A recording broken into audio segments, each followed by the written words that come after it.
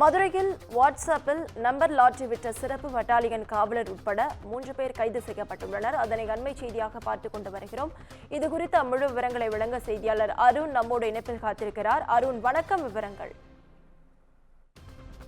தமிழகம் முழுவதும் லாட்டரி சீட்டு விற்பனையானது தடை விதிக்கப்பட்டிருக்கக்கூடிய நிலையில பல பகுதிகளில் சட்டவிரோதமாக கேரளா உள்ளிட்ட பல்வேறு மாநிலங்களிலிருந்து விற்பனையாகக்கூடிய லாட்டரி டிக்கெட்டுகள் அதே போல பல்வேறு பகுதிகளிலிருந்து வாங்கி அதனை துண்டு சீட்டு மூலமாக லாட்டரி நம்பரை எழுதி விற்பனை செய்வதும் ஆன்லைன் மூலமாக நம்பரை அனுப்புவதும் என நூதன முறையில் பல்வேறு இடங்களில் தமிழகம் முழுவதும் லாட்டரி விற்பனையானது ஆங்காங்கே நடைபெற்று வருகிறது.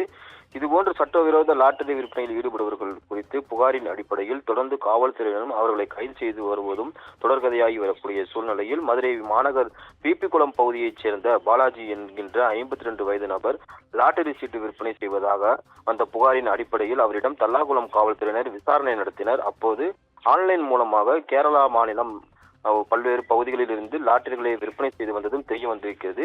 இதனைத் தொடர்ந்து பாலாஜியுடைய வாட்ஸ்அப் மூலமாக கேரளா லாட்டரி எண்களை மதுரையைச் சேர்ந்த ரஹமத்துல்லா மற்றும் கனி ஆகிய இருவரும் அனுப்பி வைத்த நிலையில் அதனை பாலாஜி தனது நண்பர்களான மதுரை வீரன், பிரகாஷ் ஆகியோருக்கும் வாட்ஸ்அப் மூலமாக அனுப்பி வைத்து விற்பனை செய்து வந்ததும் விசாரணைகள் தெரிய வந்திருக்கிறது.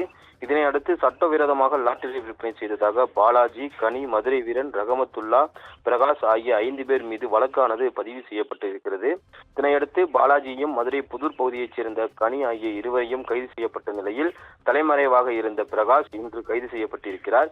இவர் மதுரை 6வது சிறப்பு பட்டாலியன் படையில் காவலராக பணிபுரிந்து வருகிறார். காவலர் பிரகாஷ் கடந்த 3 ஆண்டுகளுக்கு முன்பு இதே பிரச்சனைக்காகவும் மேலும் கிளப் மற்றும் விடுதிகளில் நடந்த சூதாட்டங்களுக்காகவும் மாமூல் வசூலித்து வந்த புகாரிலும் சூதாட்டத்திலும் ஈடுபட்டதால் 3 ஆண்டுகளுக்கு முன்பு பணியிடை நீக்கம் செய்யப்பட்டார். 6 மாதங்களுக்கு முன்பு மீண்டும் பணியில் சேர்ந்த இவர் மீண்டும் கிளப் மற்றும் காவல்துறை ரைடு வராமல் பார்த்துக் கொள்கிறேன் என கூறி மாமூல் வசூலில் ஈடுபட்டிருக்கிறார்.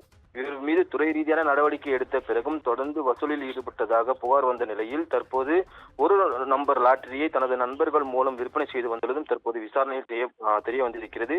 தடை செய்யப்பட்ட லாட்டரி விற்பனையில் காவலர் இருப்பதால் தங்களுக்கு எந்த பிரச்சனையும் வராது என நினைத்து தற்போது இந்த லாட்டரி வியாபாரம் தைரியமாக விற்று வந்துள்ளதும் போலீசார் விசாரணையில் தெரிய வந்திருக்கிறது. நவீனா,